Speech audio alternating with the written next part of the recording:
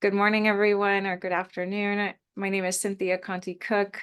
I am the Director of Research and Policy at the Surveillance Resistance Lab. I'm pleased to introduce myself and pass it over to Ed, who's going to start off our presentation today. Hey friends, I'm Ed. I am the Senior Policy Researcher with the Surveillance Resistance Lab. Good to be here. Going through our agenda real quick, going to talk a little bit about who we are as a lab, and then we're going to talk about why we're here, durable public infrastructures, and walk through this triad of technologies that we are researching and building power around and against. And then we're going to leave ample time for questions, hopefully plenty of questions. So who we are, the Surveillance Resistance Lab, we were founded just a little over a year ago in this political moment that I think we're all pretty well aware of in terms of rising global inequality and real threats to democracy across the world. We engage in critical research towards supporting organizers resisting and challenging this political moment. We're focused on the ways that invisible technologies become durable infrastructure, which increase. Uh-oh. Uh-oh.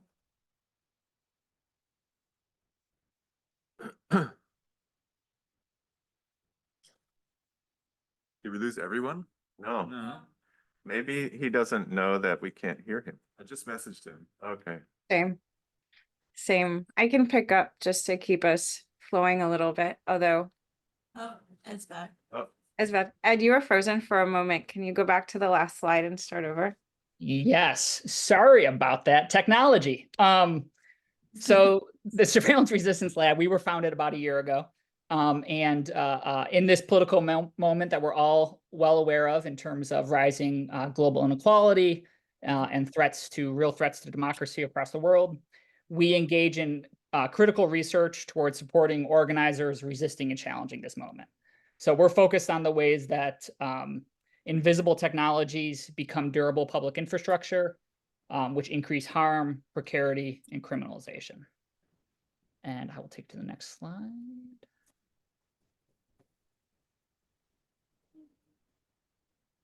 You want to jump in, Cynthia? So how we do this is it's an iterative process with our investigative action research. Via the research that we conduct, we identify the problems, try to make the problems legible in the way that technology is obfuscating sort of the rise of these in this political moment of extreme conservative power, as well as corporate power, state power, and corporate power. So we conduct investigative research towards building and working with organizers on the ground who can put this research into action, building strategy, and building campaigns to challenge the different infrastructure.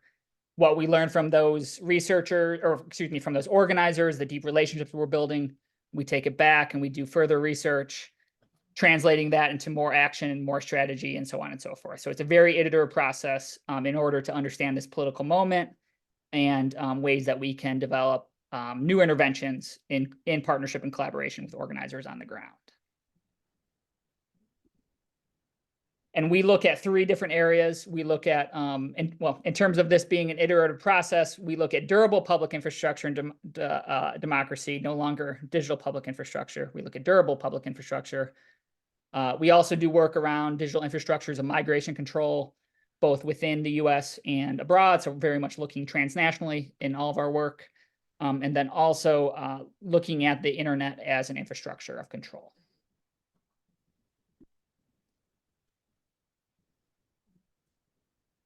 Thank you. I'll pick up from here to say, yeah, so as Ed mentioned, the US focused work is on durable public infrastructure, technology, and democracy. And we look across different cities and we look across different sectors. So we're not only looking at benefits, we're not only looking at labor, we're not only looking at any one particular area. We're looking to see what the patterns are that exist across multiple cities and multiple sectors. And very often we see the same types of corporate technology vendors in different cities, and we see the same types of technology corporate vendors in different sectors. And so what our research is able to do is bring those conversations and those intersections into conversation with each other. And we focus on how the government procurement of technologies in particular expands surveillance, deepens corporate power, and weakens democracy. These technologies have been embedded into public infrastructures that are supposed to be and should be the public good, public goods that are defined by visions and designed in collaboration with communities that define what they're used for. But what we are seeing develop in contrast is that they are developed in closer collaboration with police and private vendors. When this happens, that increases bias, inequality, and it solidifies this path dependency and what we often refer to as corporate lock-in that leads to more surveillance. We are particularly focused in this area of work on what we are calling a new triad of carceral technologies. We think about, for example, years ago when cell towers were just beginning to be constructed all over cities, and how the infrastructure for electronic monitoring, for stingrays, and for so many different types of technologies that are now used to surveil and monitor and electronically incarcerate people and limit their movement and limit the decision-making capacities that they have, how those types of cell site towers are now being instrumental instrumental infrastructures for new types of carceral power. Similarly, we're looking at this triad of new technologies that we think are codependent with each other, that they sort of must evolve in conversation with each other and in collaboration with each other. And those three systems are digital identification systems, digital wallets, and the centralization of city agency data into single portals where that information can be accessed. And so we're going to speak about each of those in more detail. Could I have the next slide, please?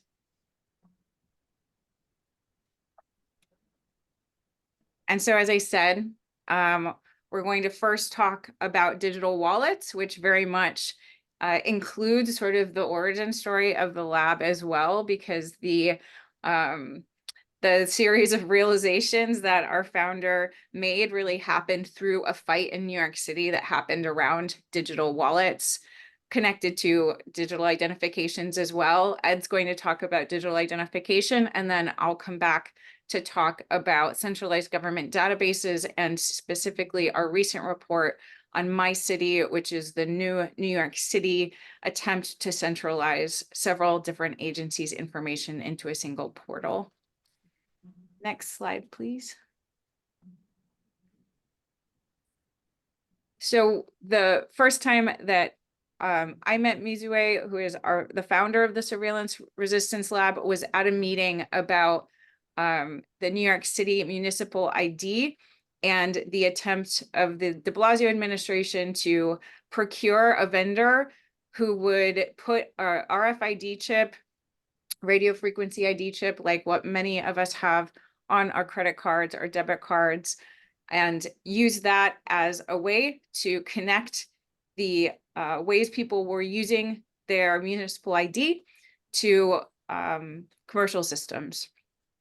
And we first met in that encounter. I was working at the Legal Aid Society at the time, where I was in the special litigation unit, and where for various reasons, all things technology started to land on my desk a long time ago. And I want to echo the point made earlier by Myrna about defenders needing absolutely more resources to tech. And also what our research has pointed to is that the problems happen so much earlier, that the infrastructures that are built that allow for the problems that defenders see percolating through the systems now are things that were seeded a very long time ago. And the procurement system is where we tried to target our attention in order to prevent those technologies from being implemented in the first place. And that's exactly what the IDNYC campaign and the coalition of New York City migrant organizations were able to do in 2018. They were able to prevent the contract for the RFID chip with that vendor. They were able to prevent that contract from going through by advocating for a city council bill that prevented that chip from ever being added to the municipal ID. And so that was very much the lab's origin story. And we continue to focus on digital identification, and I'll pass it to Ed to talk about why. Sure. So there's been a few sessions about digital IDs. So I think we have gone over those. We've gone over the sort of the technology a fair amount. I'm going to talk about a little bit about sort of the political economy related to the development of mobile driver's licenses, digital driver's licenses in the US. This is a screenshot from a guide that we created with another organization to help map this out. And this is sort of a map of the ecosystem of players and power, the power that is behind the construction of digital driver's licenses. I think one thing that is notable is that in talking with many technologists like DKG, who spoke yesterday, the technology and the technology behind the implementation of digital driver's licenses is moving slower than the political process for implementing these programs across the country, across the United States. And this is why. So at the heart of the implementation of digital driver's license programs, mobile driver's license programs across the United States is the Department of Homeland Security. In 2020, Congress gave them the authority to determine the interoperability standards between the different DMV databases that will be holding the information for digital driver's license programs. So they are very much facilitating this and orchestrating this. And they sort of publicly, they're doing this via the TSA, the Transportation Security Administration.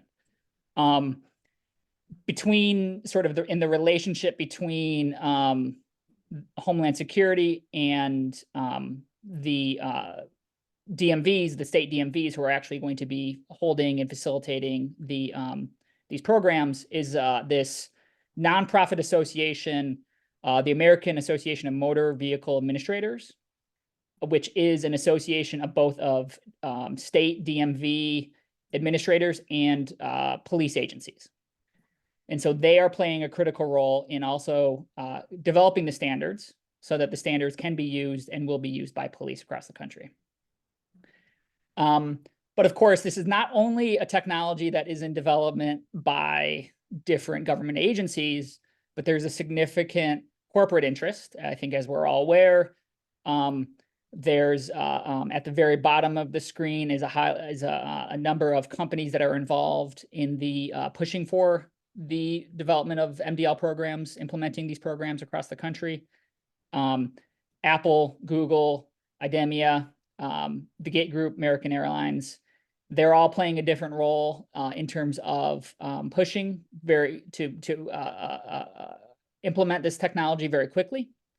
They all have very different interests. I think, in terms of the Cynthia's discussion of the digital wallets, there's a significant interest, especially by Apple and Google, to make sure that their digital wallets will be the holders, the primary holders of digital driver's licenses, because there will be a lot of data that they can extract anytime a wallet is in use, as well as different folks that are doing some of this work have identified that they have an interest, for example, in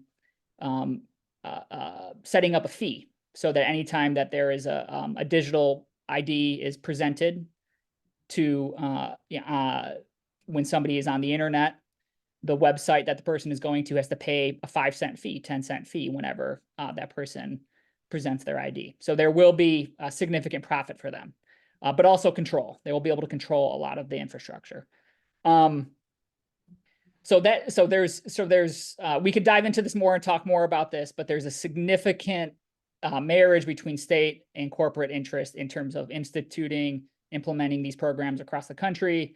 There's only a few states that actually have a program up and running, operating right now, but more than 30 states, I think it's inching up closer to 40 at this point, have introduced some sort of legislation to either study or pilot a program in different ways. And we have resources that highlight all of this on our website, both the guide that we have and a tracker of what's happening state by state. And I will pass it off to Cynthia. So the last part of our triad, you can sort of maybe imagine how the digital wallets that collect information about purchases that people are making collects a lot of data.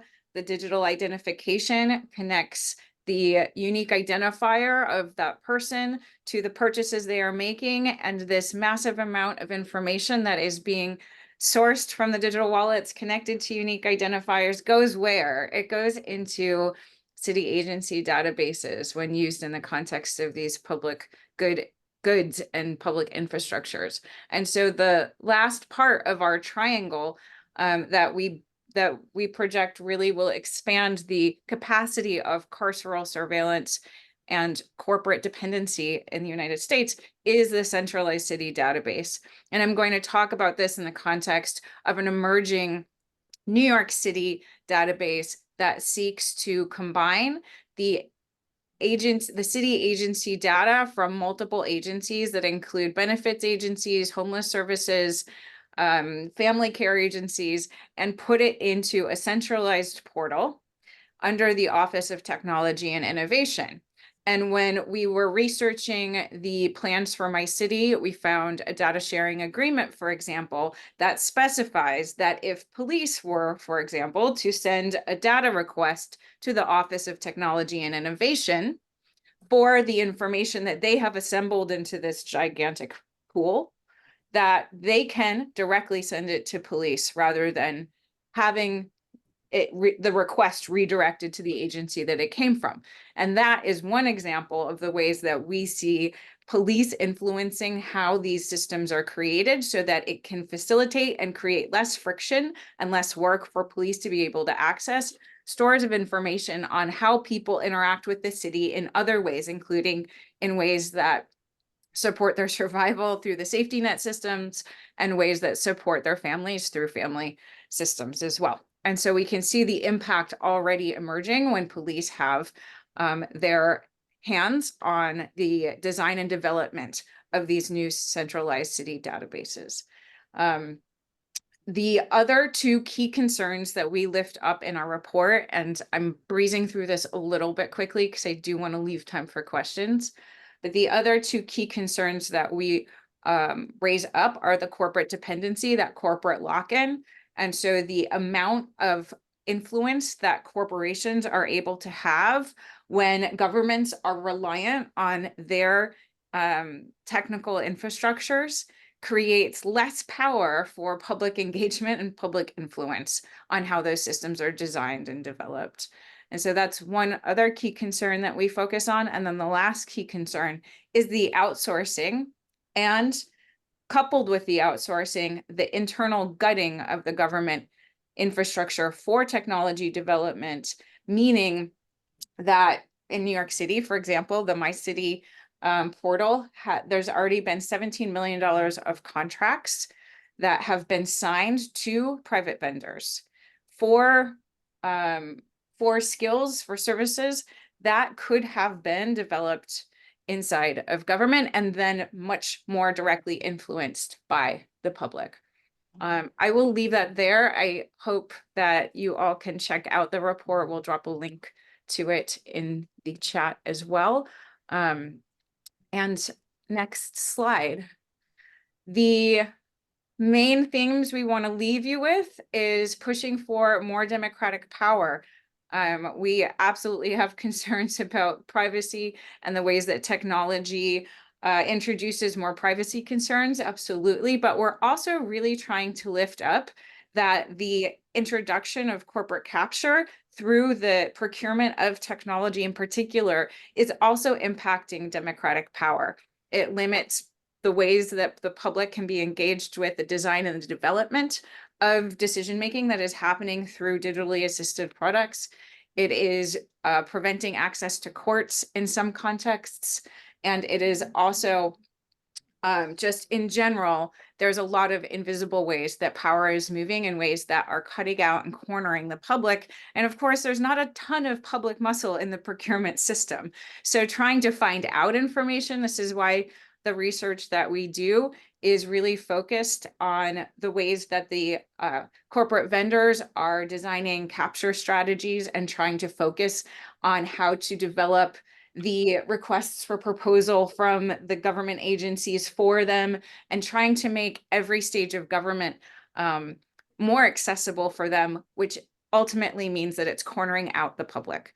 So we focus on democratic power. We focus on digital public goods needing to serve the public and not police or private vendors, and that they need to be publicly debated and not decided by vendors or lobbyists. And so last slide, please. If you want to get in touch with us and continue the conversation, please do. We have a monthly newsletter you can sign up for, and we're happy to take questions or also leave you with some provocations.